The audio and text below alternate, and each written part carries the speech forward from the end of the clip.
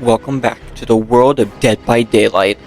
Today we are looking at the Doom Course chapter with its killer the Houndmaster and survivor Taurie Cain. Patricia Maya, the Houndmaster. Patricia Maya's father helped found a prosperous settlement of sailors and merchants on an uncharted island in the Caribbean. They called their port town Fortune and created a vast trading network which exposed Portia to culture and knowledge from around the world. As a sailor and lover of stories, Portia's father read her the Arabian Night, Shakespeare, and Greek mythology, and he instructed her in sailing and celestial navigation. To be sure, he instilled within her a love for adventure so that she always wanted to travel with him. Once she accompanied her father on a trip to Italy, where he traded sugar and silver for rare silks and spices. There they also acquired little Corso puppies, which her father said they would train as hunting dogs for Fortune's yearly hunting games. He also mentioned she could keep the strongest of the litter for her upcoming 12th birthday. She named the pup Caesar, King, Shah, Athena, and the run of the bunch, Snug. But before she could begin their training, a violent storm pushed Knight's Dream off course into an area controlled by freebooters. Desperately, her father tried to steer the ship to safety, but the dreaded Mad Moloch attacked them with his ships and took Knight's Dream quickly. Those who survived the initial attack were pitted against each other in vicious fights that Moloch and his crew would wager on. The brigand promised that the last man standing will be let go. When Portia's father refused to participate, the most vicious of Moloch's men, his son, Taurie, tortured him for hours, and finally slit his throat.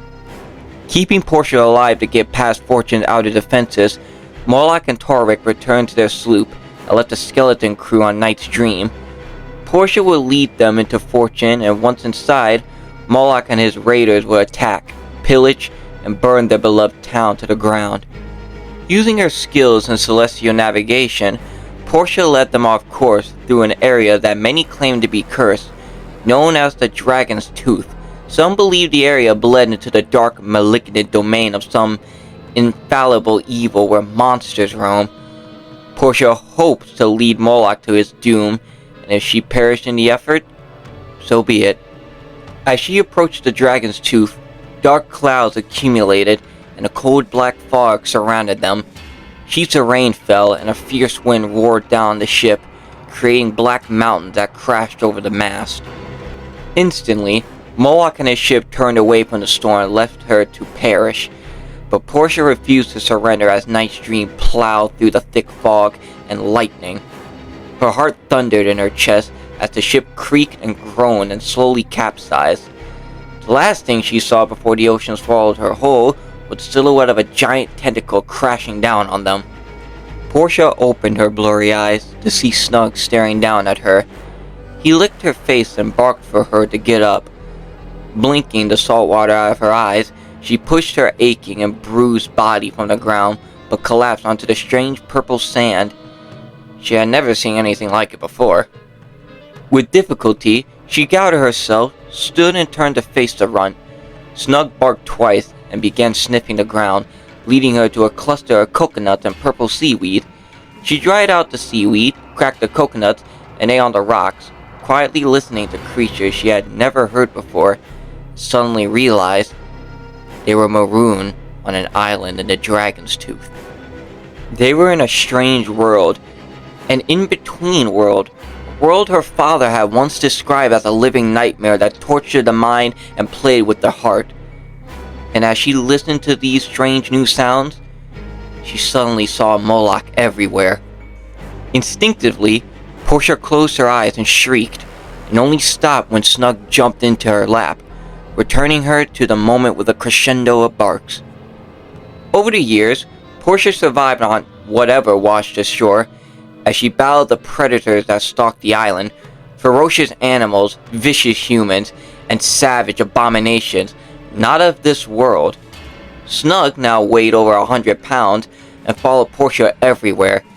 Together, they made a daunting pair, and most of the survivors on the island kept their distance.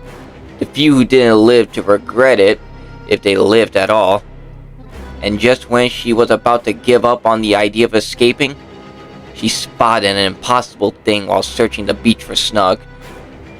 To her disbelief, she saw Night's Dream drifting offshore in the cold black fog. She knew better than to doubt or question anything on this island. With a whistle, she entered the water, but was suddenly attacked by a group of castaways. In her mind, she slaughtered Moloch 50 times and spared only those she needed to crew her ship. Together, they spent days searching for Snug, but he was nowhere to be found. He was gone. Gone as he had never been, as if he had only been a figment of her imagination. For decades, Portia terrorized the Caribbean as she searched for Moloch. She only attacked freebooters, taking their gold and torturing them sadistically to satiate some intangible darkness living within her. Darkness like a parasite that demanded blood until it had its fill. On the occasions, Portia couldn't appease its hunger. The parasite would squeeze her mind with its deadly talent, crushing reason and reality until she would see Moloch's face on every crew member. She would attack and butcher everyone and anyone until one of her many trusted guard dogs barked for her to stop, and Moloch will suddenly dematerialize into a wisp of black fog. Terrified, the crew knew it was just a matter of time before her madness turned against them, and so, even when they finally located Moloch, they conspired to mutiny. But they had underestimated their captain. By the time Portia was through with them, there were only 5 left standing in a pool of blood and gore. They instantly threw themselves on her mercy as her dogs surrounded them, waiting for the kill command that never came. Destroying Moloch would take more hands than she possessed. Gathering her wit, she ordered the mutineers to clean up the deck and feed her dogs as she steered Night Dream toward Mad Moloch's island. Moloch himself was out on the high seas, but Portia's crew captured Taurie and locked him up in preparation for his father's return. When Moloch returned, he found the island deserted, apart from a woman offering chests of gold and jewels. She claimed she wanted to join Moloch's crew and had prepared an amazing feast for him and his men. Not recognizing her, Moloch accepted the treasure and asked about Taurie. She smiled and assured him his son will be joining them for dinner. Portia served Moloch an elaborate meal, and he drank and ate with gusto. The meat was especially good, roasted crisp and black on the outside, and pink and juicy on the inside. He wanted to know if it was a wild boar or Veshan. Portia smiled, stood proudly, and reached over the table and lifted a golden food cover to reveal Taurie's decapitated, glazed head frozen in a scream of terror, the mouth vomiting bullion and jewels.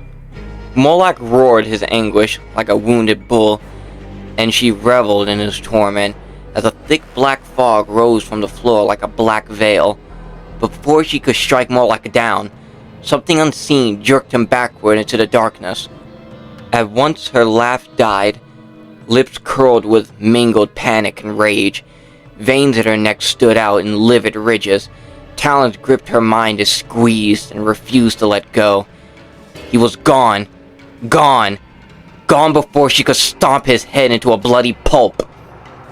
Unintelligible words fumbled out of her mouth and degenerated into a guttural rasp. Just as she was about to scream, she heard the impossible. A bark. A bark she hadn't heard in years.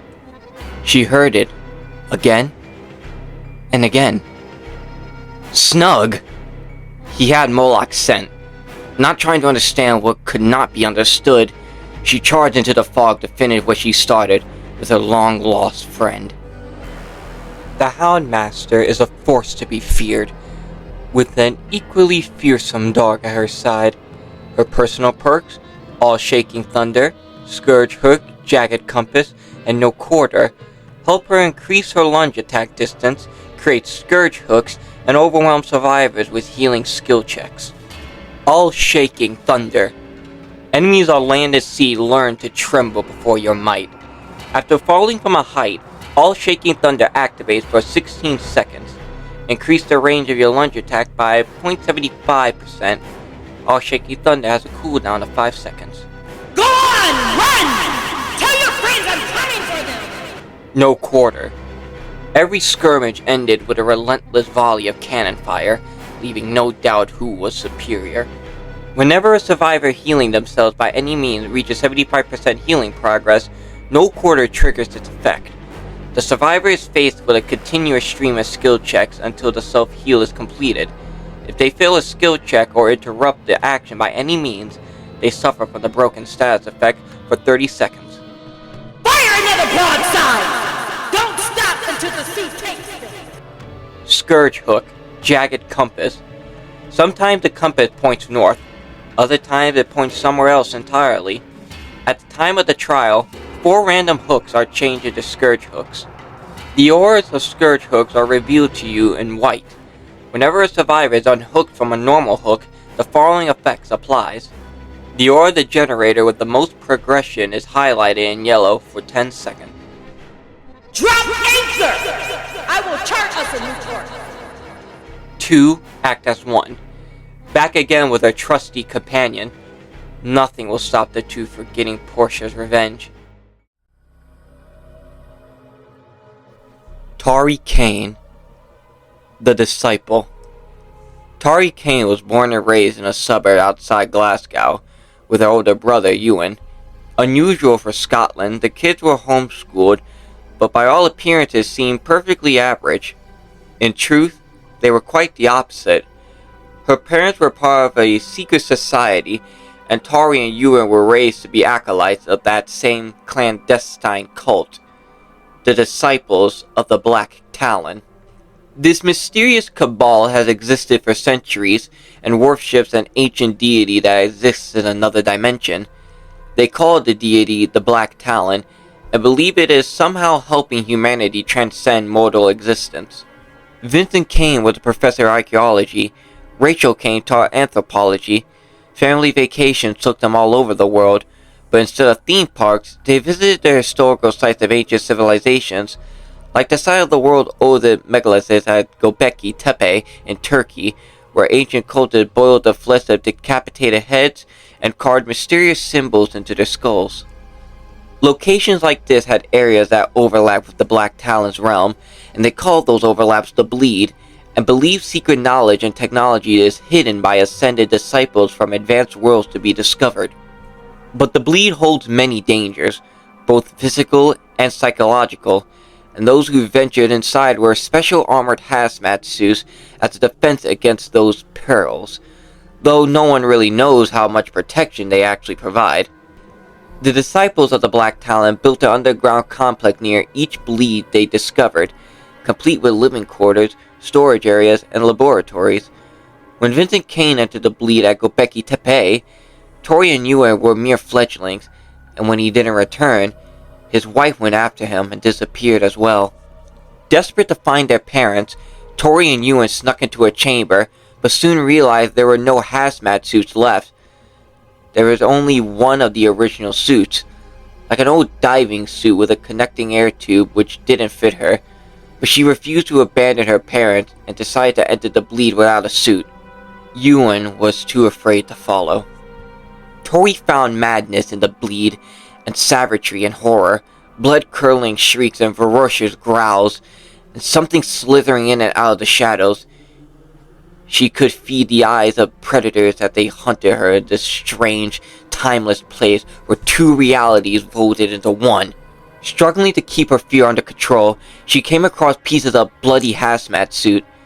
She found no bodies, just hunks of hair, chunks of flesh, and steaming viscera. 100 feet away, she located her father, his suit intact but unconscious. She struggled to drag him away even as predators stalked her from the shadows.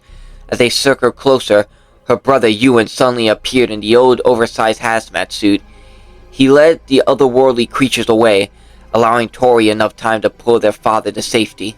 With the screams of her brother still ringing in her ears, she emerged unscathed with her sanity intact, which amazed the disciples of the Black Talon. Her father eventually recovered from his injuries, but never again ventured into the Bleed.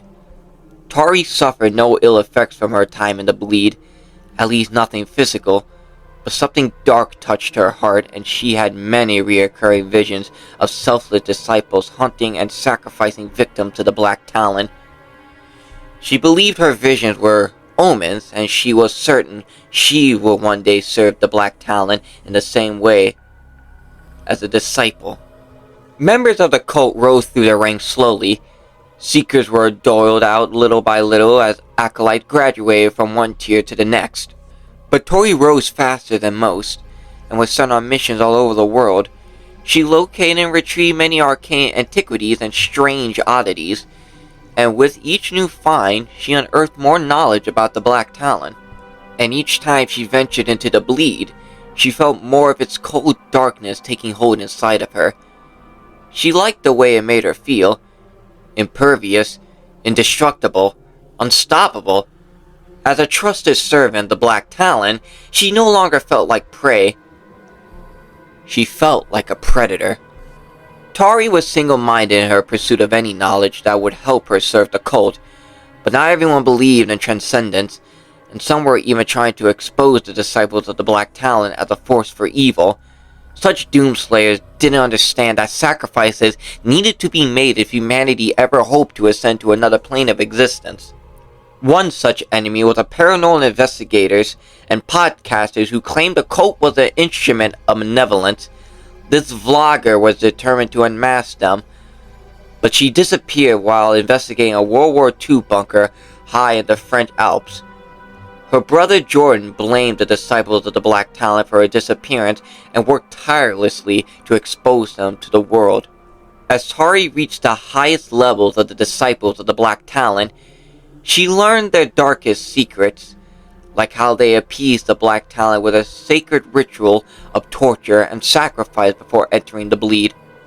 Jordan discovered one such ritual was to take place at the grand opening of a new quantum research facility and secretly taped it.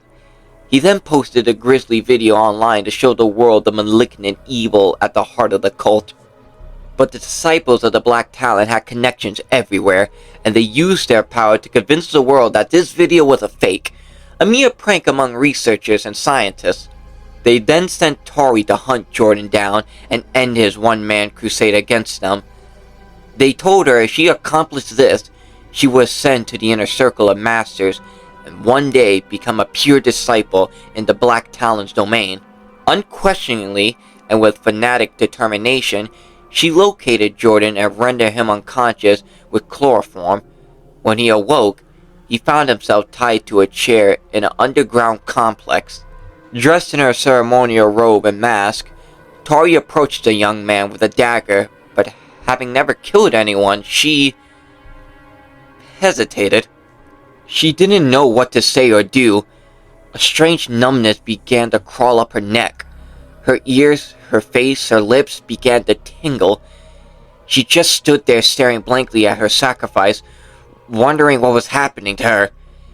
Killing was easier in her dreams than in her visions. As a spectator, and try as she did, she could not stop her hands from trembling. And just when the masters were about to intervene, she took a deep, calming breath and remembered this sacrifice would usher her into the Black Talon's domain, where she would take her rightful place among the other disciples. And so, with renewed conviction, Taurie lifted the ceremonial dagger with both hands, and just before she could plunge the glistening blade into the non-believer's chest, a cold, black fog surrounded them. Everything went black. Time seemed to stand still. She heard muffled sounds and felt pressure in her ears as though she were in the bleed. When at last the fog cleared, her sacrifice was gone, and she found herself in a place of perpetual night. The Black Talon's domain, not as a disciple, but as a sacrifice. Taurie Cain was raised as a disciple of the Black Talon, condemned to be a sacrifice. Her personal perks: invocation, treacherous crows, clean break, and shoulder the burden, allow her to reveal the killer's aura, heal after being broken, and take on other survivors' hook state. Clean break. At the end of the day, everyone has to look out for themselves. After completing a healing action on another survivor, Clean Break activates. Press the active ability button while being healed by another survivor to trigger the following effects. Suffer from the broken status effect. You are automatically healed 1 health state after 60 seconds. This effect is cancelled prematurely if you enter the dying state. Clean Break does not activate if you already suffer from the broken status effect. Clean Break deactivates after healing you. I'll be fine. Don't stick your neck out for me. Invocation. Treacherous Crows. One with arcane knowledge has no reason to fear those watchful birds. When in the basement near the circle, press the active ability button to begin the invocation, which takes 60 seconds to complete. During an invocation, your aura is revealed to all other survivors, and they can join in, accelerating the process by 100% if they too have an invocation perk equipped, or by 50% if they have not. Once the invocation is completed, the following effects apply. Whenever the killer scares a crow while a survivor is inside their terror radius, their aura is revealed to all survivors for 2 seconds. You automatically enter the injured state from any previous health state, and suffer from the broken status effect for the remainder of the trial. Remember your training. They taught you all about the crows. Shoulder the burden. Born to be a disciple, ready to submit to a greater cause. This is your calling. Once per trial, and while you are not on death hook, press the active ability button while standing in front of a hooked survivor to unhook them and trigger the following effects. Trade 1 hook stage with the other survivor to their benefit, causing you to scream and suffer from the exposed status effect for 20 seconds. It's not your time yet. Now go on! Taurie Cain, once a disciple of the entity, is now one of its playthings. A survivor at that. Oh, how fate works.